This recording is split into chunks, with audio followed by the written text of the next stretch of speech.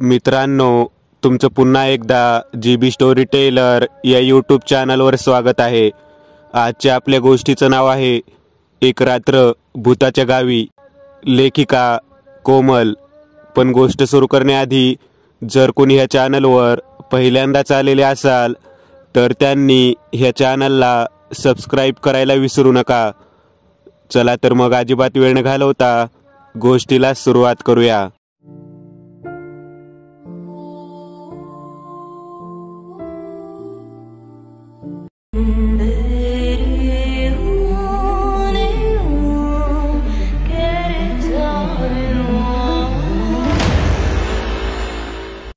हिवाळ्याचे दिवस होते, तरी फारशी थंडी काही पडली नव्हती। शैलेश सहपरिवार त्याच्या एका नातेवाईकाच्या लग्नाला निघाला होता। त्या गावी जायला रात्रीची फक्त एकच बस होती। कंडक्टरने घंटी वाजवली न बस सुटली। तसाच सुस्कारा टाकत सुनंदा म्हणाली, सुनंदा शैलेशची बायको, सुटली रे देवा बस। आणि इकडे मुलांची भांडण सुरू झाली की कोण खिडकीजवळ बसणार। तशी सुनंदा त्यांच्यावर ओरडली, मोनू, राणी, झालं का तुमचं सुरू? गप बसा, नाहीतर धपाटीच देते। राणी मोठी होती, 8 वर्षाची, आणि मोनू 6 वर्षाचा। शैलेश मोबाईल खिशात ठेवत मुलांना म्हणाला, दंगा करायचा नाही हा।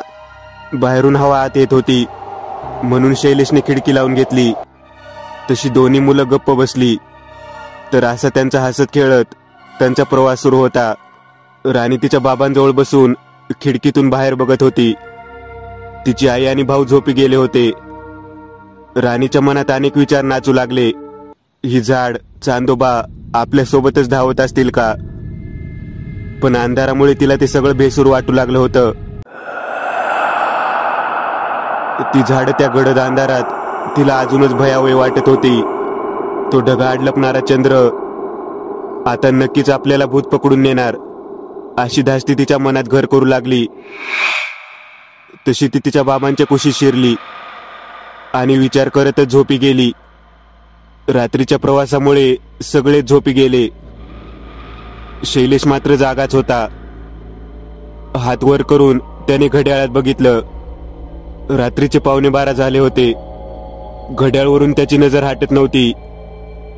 तोच असा आवाज आला आणि सगळेजण एका जबरदस्त धक्क्याने जागे झाले। मुलं आवाज ऐकून रडायला लागली आणि काय झालं म्हणून गोंधळ करू लागली। बस जागेवरच थांबली। लगेच कंडक्टरने खाली उतरून बघितले। त्याच्यासोबत काही प्रवासी पण उतरले। बसला चौफेर प्रदक्षिणा घातल्यानंतर कंडक्टरने ड्रायव्हरला आवाज दिला, पायलट जरा बाहेर या की।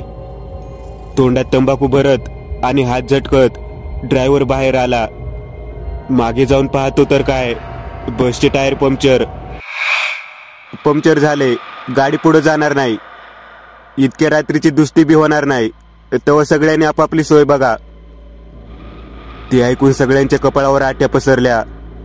शैलेश लगेच ड्रायव्हरवर ओरडला, एवढ्या निर्जन रस्त्यावर लहान लेकरं बायका घेऊन कुठं जायचं आम्ही? काहीतरी बंदोबस्त करा।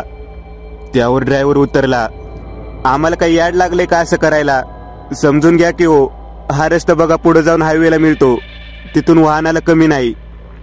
तसे ड्रायव्हर, कंडक्टर आणि गाडीला शिव्या घालत लोक सामान सुमान घेऊन गाडी बाहेर पडले आणि हायवेच्या दिशेने चालू लागले। शैलेश आणि सुनंदाचा नाईलाज होता। मोनू झोपूनच होता। त्याला शैलेशने कडेवर घेतलं। हातात जड बॅग घेऊन सगळे कसे बसे चालत होते। राणी देखील आईचा हात धरून चालू लागली। हायवे फारसा लांब नव्हताच। तेवढ्यात अर्धा तास व रस्त्यावरील 2 फाटे ओलांडताच त्यांना हायवे मिळाला आणि सर्वजण तिथे पोहोचले। पण आता थंडी जोम धरू लागली होती। वाहनांची ये जा सुरू होती। शैलेशने घड्याळात पाहिलं तर रात्रीचे 1:30 वाजले होते आणि ज्याला ते वाहन भेटले त्यात बसून ते जात होते। शेवटी शैलेशने हात करून एका टेम्पोला थांबवले। तो मुलगा 24 वयाचा होता। शैलेश त्याला म्हणाला, बाबा रे, इथं जवळपास कुठं गाव असलं तरी सोड आम्हाला तिथपर्यंत। खांद्यावर मुलं, हातात जड बॅग आणि सुनंदाजवळ देखील तेवढीच वजनाची आणि हाताला झोपेला आलेली राणी. सगळे त्या मुलाने पाहिले आणि म्हणाला, या भाऊ बसा आणि आणा ती बॅग इकडं म्हणाला. त्यांचे बोलणे तो मुलगा शांतपणे ऐकत होता. समोर गाडी चालवतो म्हणाला, जवळच एक डॉक्टर आहे समोरच्या पाड्यावर, थांबवू का गाडी? तसे सुनंदा म्हणाली, फार उपकार होतील दादा तुमचे. त्यावर तो मुलगा म्हणाला, ताई दागिने जपून ठेवा, चोरटे फार वावरतात इथे. सुनंदा आणि शैलेश जरा चरकलेच आणि सुनंदाने दागिने शैलेशकडे दिले. त्यावर तो मुलगा म्हणाला, गाडी फेल पडली ना तुमची पाट्यावर? तुम्हाला कसं माहीत? शैलेशने आश्चर्याने विचारले. नेहमीच स्पॉट आहे. शैलेश आणि सुनंदा एकमेकांकडे बघू लागले, पण शांतच होते. अनेक वाईट विचार दोघांच्या मनात घोळत होते. अचानक टेम्पो थांबला आणि दोघं भानावर आले. रस्त्याच्या कडेला टेम्पो उभा करून तो मुलगा खाली उतरला. तिथूनच एक पायवाट दिसत होती. डॉक्टर घेऊन येतो असं सांगून तो मुलगा त्या पायवाटेने निघाला.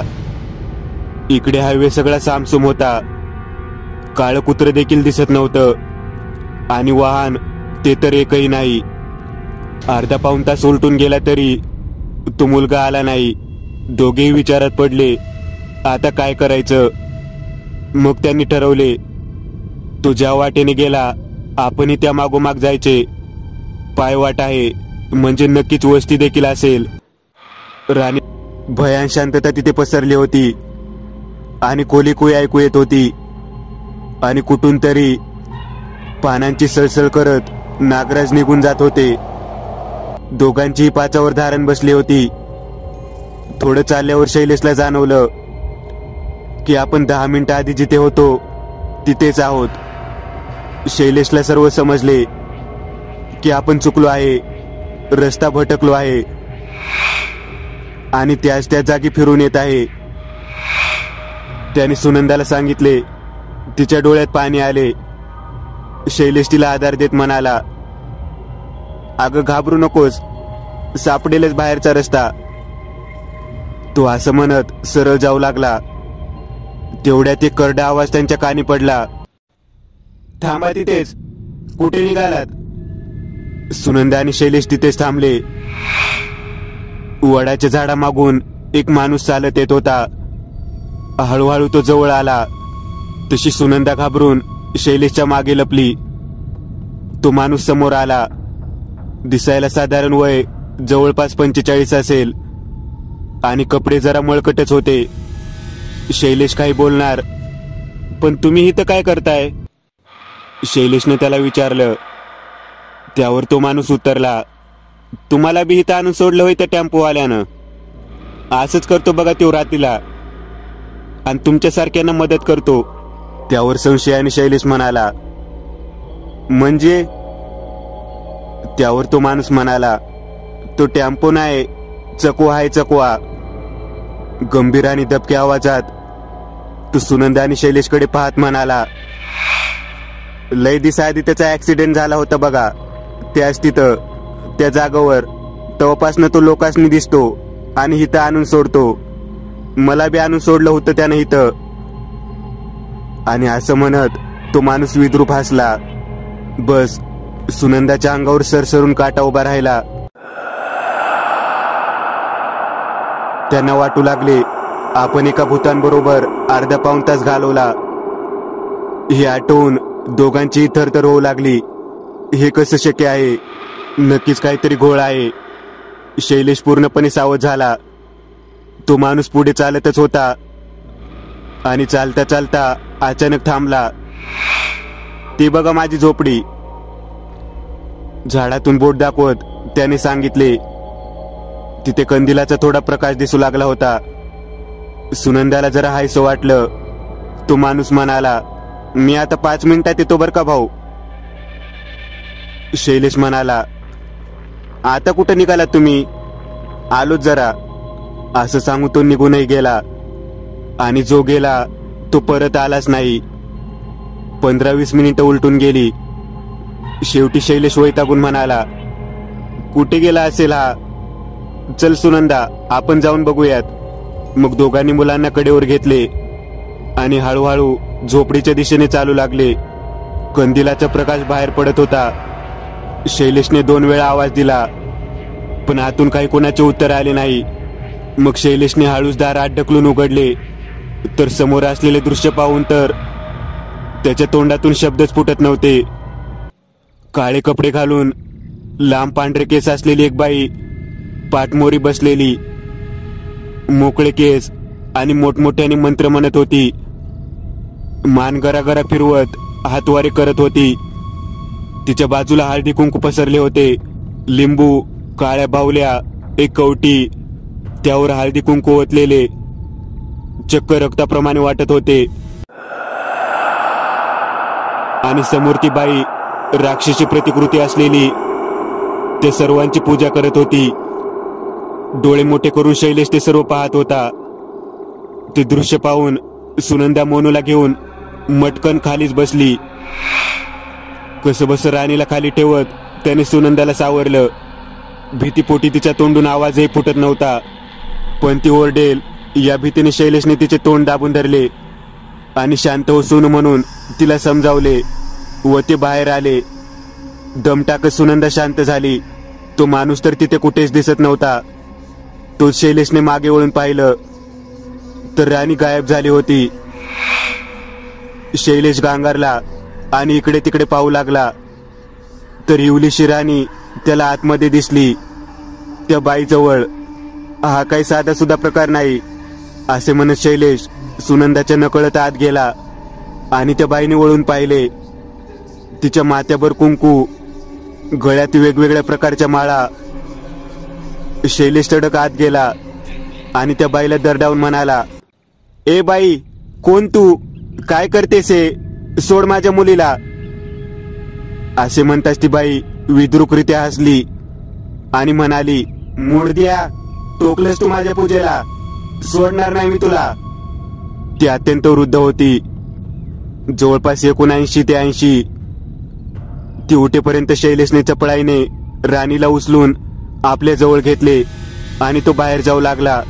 तसं त्या बाईने शैलेशच्या पाठीवर जोरदार काठी हाणली. शैलेश कळवळला, आई ग, पण लगेच सावरला.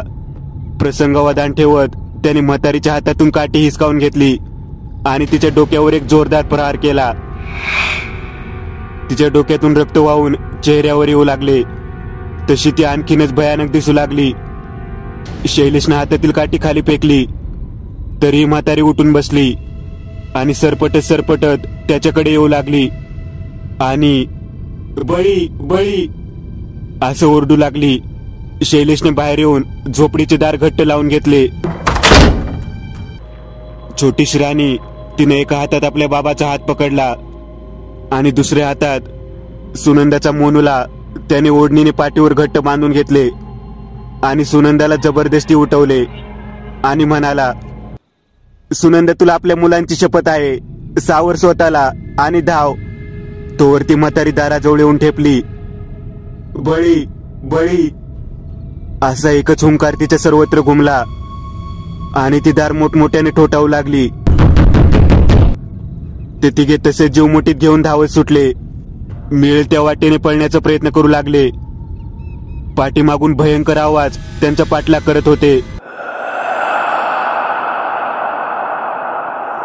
राणी भीतीने रडू लागली होती. सुनंदाने लगेच तिला कडेवर घेतले आणि शैलेशचा हात धरून ती धडपडत पळू लागली. बऱ्याच अंतरावर गेल्यास ते आवाज येणं बंद झालं. दोघे दम टाकत होते. तिथे थांबले. पहाटेचे 4 वाजले होते आणि समोर रस्ता दिसू लागला होता. तोच त्यांना कोणाची तरी हालचाल जाणवली. एक वयस्कर सायकल स्वार त्यांच्या दिशेने येत होता, पण आता शैलेशला कसलीच रिस्क घ्यायची नव्हती. 2 वेळेचा भयंकर अनुभव त्याच्या पाठी होता. तो सायकल स्वार त्यांच्याकडे संशयास्पद नजरेने पाहू लागला. शैलेश त्याच्याकडे दुर्लक्ष करून सरळ रस्त्याने सुनंदा सोबत निघाला. तसा तो माणूस ओरडला, श्री स्वामी समर्थ. ते ऐकून दोघे चपापले आणि हा कोणी वाईट व्यक्ती नाही याची त्यांना खात्री झाली आणि दोघेही त्याच्याकडे वळले, पण तो गृहस्थ मागे हटला. शैलेशला कळून चुकले की यांचाही गैरसमज झाला आहे. तसं शैलेश त्यांच्या जवळ जाऊन म्हणाला, श्री स्वामी समर्थ, आता तरी खात्री पटली का? ते ऐकताच त्या गृहस्थाने आपल्या गळ्यातील स्वामींचे लॉकेट काढून शैलेश देऊ करीत म्हणाला, मला माफ करा, मी तुम्हाला ओळखू शकलो नाही. हे घ्या, तातडीने हे घाला, या जंगलात खूप भयानक प्रकार घडतात. आणि त्यांनी आपल्या खिशात असलेल्या पैकी 3 लॉकेट सुनंदा, राणी आणि मोनूला घालायला दिले. मग शैलेश त्यांचे ते बोलणे समजून गेला. त्या गृहस्थांनी राणीला लाडाने आपल्या सायकलवर बसवले व ते सगळे तिथून जाऊ लागले की अचानक एक भयंकर किंकाळी त्या जंगलात घुमली आणि ते सगळे दचकले. त्यावर ते गृहस्थ म्हणाले, घाबरू नका, स्वामी आपल्या सोबत आहेत, म्हणा श्री स्वामी समर्थ. सगळेजण एकसाथ नमस्कार करू लागले. हळूहळू उजडून आले आणि ते हायवेला एका ढाब्याजवळ येऊन पोहोचले. त्या गृहस्थांनी चहाची ऑर्डर दिली. सगळे निवांत बसले. सुनंदा मोनूला बघत होती. आता त्याचा ताप कमी झाला होता, तरी तो थोडा गुंगीतच होता. चहा बिस्किट घेत त्यांचे बोलणे सुरू होते. शैलेशने न राहून त्यांना विचारलं, तुम्ही अगदी देवासारखे आलात काका, पण हे सगळं काय होतं? ते गृहस्थ उत्तरले, काही गोष्टी अनाकलनीय असतात. इथे या हायवेवर बऱ्याच जणांनी आपला जीव गमावला आहे. जो जंगलात गेला तो परत आलाच नाही. कोणी म्हणतं जंगलात भूत आहे, कोणी म्हणतं लुटारू आहेत, पण खरं काय ते कोणालाच माहित नाही. अगदी मला सुद्धा. तुमचं नशीब चांगलं म्हणून तुम्ही मला भेटलात, नाहीतर तुमचे बाहेर निघणे अशक्य होते. मी माझा मुलगा गमावलाय तिथं, म्हणून पहाटे 4ला गस्त घालतो. तिथं कोणी ना कोणी भेटतंच, पण दरवेळी माणसंच असतील असं नाही. म्हणून मी स्वामींना जवळ ठेवतो. माझे रक्षण होते आणि दुसऱ्यांचेही. शैलेश लगेच म्हणाला, पण काका ती म्हातारी? त्याचे वाक्य तोडत ते गृहस्थ म्हणाले, तिचा उल्लेख देखील करू नका. झाले गेले सगळे इथेच विसरून आल्या पावलांनी उलटे फिरून तुमच्या घरी निघा. आणि सुनंदाकडे पाहून म्हणाले, बेटा आता इथून सरळ घरी जा. खूप मोठ्या संकटातून देवाने तुम्हाला वाचवलं आहे, पण अजूनही संकट टळलेलं नाही. घरी जाऊन कुलदेवीच्या नावानं गोंधळ करा. आणि हो, स्वामींना विसरू नका. तुम्हाला विश्वास नसेल, पण या 2 चिमुकल्यांसाठी करा. सुनंदाचे डोळे पाणावले. नक्की करेन. तुम्ही देवाच्या रूपाने आलात. तेवढ्यात एक ट्रॅव्हल्स तिथे येऊन थांबली. चला जा आता तुम्ही, ते गृहस्थ म्हणाले. शैलेश आणि सुनंदा त्यांच्या पाया पडले. सुखी राहा असा आशीर्वाद त्यांनी मनापासून दिला. आणि शेवटचे एकच ते बोलले, इथून गेल्यावर सुद्धा हा काय प्रकार आहे जाणून घ्यायचा प्रयत्न देखील करू नका. या म्हाताऱ्याचं एवढं ऐका. शैलेशने त्यांना होकार दिला आणि ते गाडीत बसले. ते सद्गुरू सायकल घेऊन निघाले. सगळ्यांनी हात हलवून त्यांचा निरोप घेतला आणि तेही निघाले. सुनंदा आणि शैलेश गाडीतून त्यांच्या जाणाऱ्या आकृतीकडे पाहतच राहिले. या कथेचे गूढ जरी कायम असले तरी ही एक सत्य घटना आहे. पूर्ण नाही, पण अर्धी सत्य आहे. आणि ज्याच्यावरही बेतली त्याचे किती हाल झाले असतील याचा विचारही आपण करू शकत नाही. अशी गोष्ट कल्पनेत सुद्धा भयंकर वाटते, पण एवढे मात्र नक्की की आई वडिलांच्या प्रेमाला आणि स्वामींच्या नामाला कशाचीही तोड नाही. श्री स्वामी समर्थ. मित्रांनो, आज पुरतं एवढंच. तुम्हाला जर काही गोष्ट आवडली असेल तर नक्की लाईक करा. तुमच्यापैकी बरेचसे जण व्हिडिओ लाईक न करताच पळून जातात, पण हा जर व्हिडिओ तुम्ही लाईक केला तर मला जरा बरं वाटेल आणि असेच भारी भारी व्हिडिओ बनवायची माझ्यात एनर्जी येईल. त्यामुळे नक्की लाईक करा. आणि अजूनही कोणी या चॅनलला सबस्क्राईब केलेलं नसाल तर लगेच सबस्क्राईब करून टाका आणि बाजूची घंटी ती मात्र दाबायला विसरू नका. देवाची घंटी आहे ती. चला तर मग पुन्हा भेटूया अशीच एक आगळी वेगळी गोष्ट घेऊन पुढच्या भागात.